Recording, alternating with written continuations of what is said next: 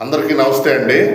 నిన్న YCP Paytm batch వచ్చి media ముందు మురుగుతూ ఉందండి. రాయలసీమకి వీళ్ళేదో వీళ్ళ టైంలో వరగబెట్టినట్టు, చంద్రబాబు నాయుడు గారు కానీ తెలుగుదేశం ప్రభుత్వం కానీ ఏం చేయనట్టు మీడియా ముందుకు వచ్చి మాట్లాడుతున్నారండి. గతంలో అంద్రినివా కానీ గాలేరు నగర్ కానీ రాయలసీమ ప్రజలకి వాటర్ ఇవ్వడానికి ప్రారంభించింది తెలుగుదేశం ప్రభుత్వమేనండి. అనేక అభివృద్ధి కార్యక్రమాలు చేసింది కూడా తెలుగుదేశం ప్రభుత్వమేనండి. వీళ్ళ హయాంలో కనీసం పులివెందులకు బస్ స్టాండ్ కూడా కట్టుకోలేకపోయారు. అలాంటి చరిత్ర అది. జనాలు విమర్శిస్తే మొన్న ఎప్పుడో చివరిలో పులివెందులకు బస్ స్టాండ్ ఏదో కట్టారు, అంతేగాని వీళ్ళు వరగబెట్టింది ఏమీ లేదు రాయలసీమకి.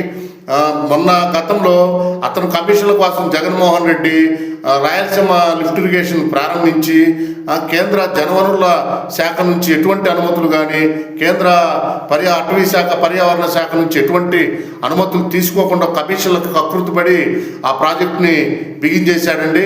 అప్పుడు తెలంగాణ ప్రభుత్వం కోర్టులో కేసు వేయటం వల్ల ఆ ప్రాజెక్టు అంతే ఆగిపోయింది.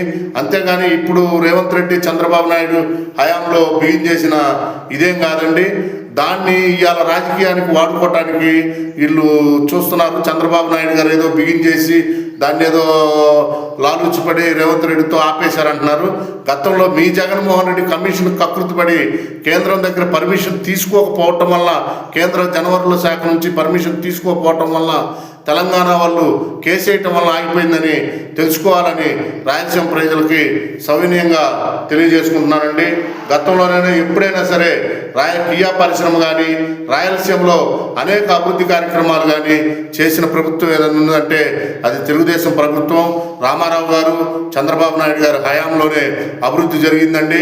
అది అందరూ గుర్తుంచుకోవాలని రాయలసీమ ప్రజలకి సవినయంగా తెలియజేస్తున్నానండి.